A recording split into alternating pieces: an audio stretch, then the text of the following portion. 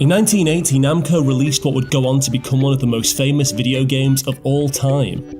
That game, of course, was Pac Man. Since its release, players have navigated through the game's maze billions of times, racking up a cumulative sum of over 1 trillion points in the process. While the average game of Pac-Man lasts a few minutes, with just a few thousand points scored, there exists a subculture of gamers dedicated to achieving not just high scores, but the perfect score. Power! This is one of their stories.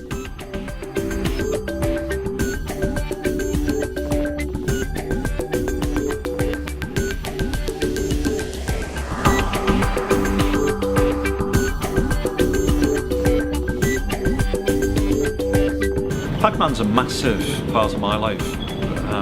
Obviously, it's not just the childhood part, because I spent a lot of time in the arcades.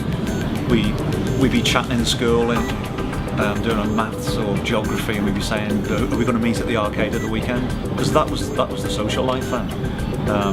Arcades were everywhere, and we absolutely loved it.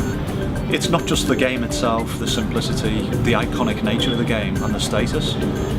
It's getting to that perfect game, and it was such a huge rocky road for me.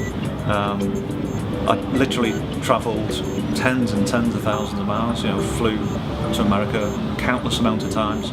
Although it's a fun game, and you see people who don't play competitively, and I love to watch people play Pac-Man because it's fun. But I found it got serious, the competitive side of Pac-Man, when I went for a perfect game, because it was the difference between getting a big score in Pac-Man and getting into that elite list. And everyone takes note when you get a split screen on Pac-Man, because it's a huge undertaking.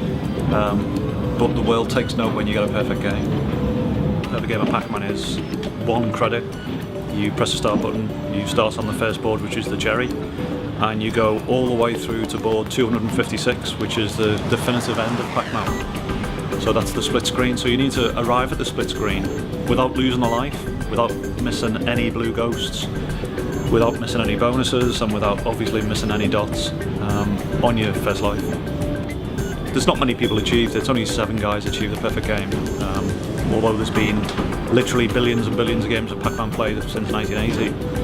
I think it's because it's such a huge undertaking, and you need to overcome so many barriers. There's so many different ways that you can end a perfect game, but there's only one way that you can finish a perfect game, and that's perfect Pac-Man.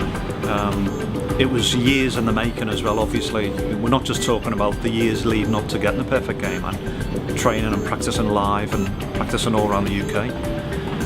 But I remember when I was in Margate, and on the Saturday, I got 2.3 million points, point perfect. And my pattern broke down at 2.3 million points, and I made a mistake. So I was really disappointed, and on the Sunday that I got the perfect game, August 22nd, I wasn't really feeling it either, because people say to me when I'm going for a big score, they say, "Are you going to go for the split screen score?" And what I say is, when I was going for a perfect game, I was playing for perfect Pac-Man every single time. You get people saying that, "Do you feel good? Do you think you can do it today?" What you've got to do is you've got to remember that every single time you play, if you're going to play at an elite level, once you get into the world rankings and you want to get a world record score, you have to play all the time, and you have to stay focused. No alcohol, no late nights before you're going to do a performance. And it really is a performance. To go from the beginning to the end is 6 hours for me, because I play freehand, which means that the first 21 boards I don't really use patterns. I group the ghosts together. But it was a massive undertaking. And I remember starting that game, and I felt really good, and I felt good all weekend. But when I got to board 21, I was perfect there, 356, and you know you're perfect, obviously, because you don't drop any points and you don't make any mistakes. And I was thinking then, I feel good here. And I didn't feel tired, and I got a second wind.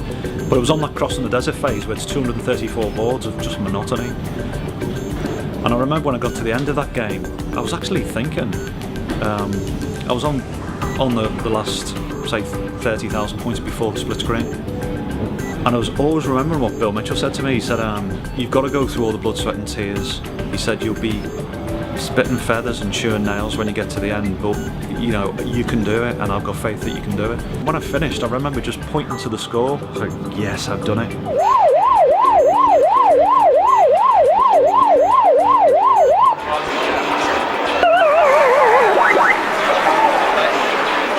My name's Jon Stoodley, and I'm one of 7 people to achieve a perfect game of Pac Man.